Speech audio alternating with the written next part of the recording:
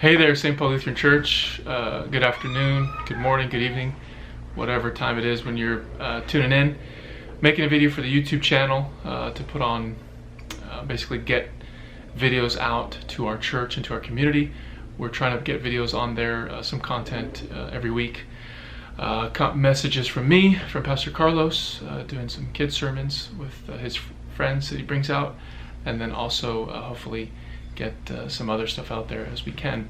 Just want to touch base with everybody and connect and just give a message of hope and encouragement in the middle of this kind of strange time. I was doing an online chapel for the Lutheran high school here in San Antonio just the other day, and as I was talking to the kids, I was sharing with them a story that kind of made this kind of real for those kids and for myself as well. I shared with them how when I was in high school, senior, 9/11 happened, and I told them kind of how before and after that date our country was never the same. There was a difference from September 10th than there was to September 12th and 13th. So and for the rest of the days since, it's been 2 decades, and our world is different, and certainly in our country. And I said that kind of the way that I was raised in the shadow of that event, that high school kids now, young kids now, are going to be raised in the shadow of this event we're living through now, and the implications we don't even know yet. And I just said that with them to kind of give them an idea of what's happening, that they already know, of course, but then also to kind of let them know that fear and anxiety and uncertainty and just being scared is kind of an appropriate emotional response.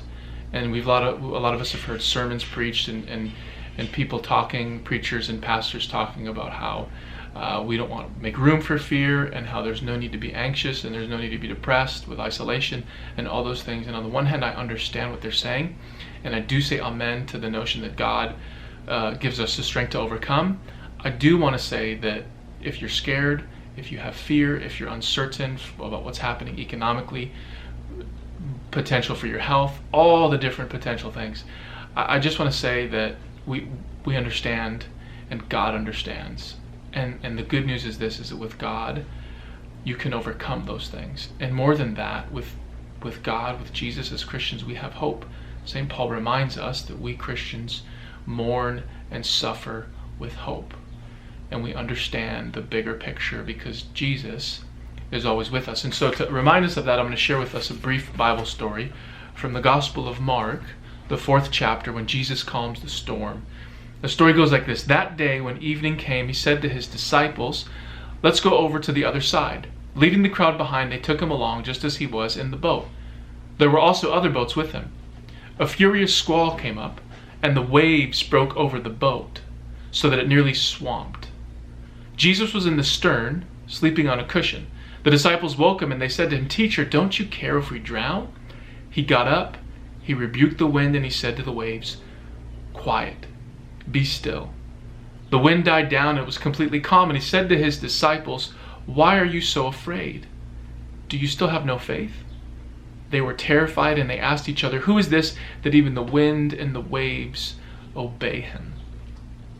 I share that story because now we are in this storm, this strange, unpredictable storm that brings waves every day, and we don't know what's going to happen next, and the situation is fluid and it changes rapidly. But the good news is this, is Jesus is with us in the boat. And in that story, the boat, often people have interpreted, represents the church itself. And the church has been around for a long time, and we've had lots of different storms and different plagues even over the centuries that have come and have scared us. But the good news is that Jesus is there with us, and he will calm this storm. One day things will calm down, and we can peek our heads out of our houses, and we can look around, and we can see how this whole thing actually, I think, is an opportunity for good. Right? I think that's the other side of this thing that we have to remember here as Christians, is that this is a wonderful opportunity for us to kind of reassess and spiritually calibrate. And I've been talking to people, and I'm thinking that we're in our homes with our families.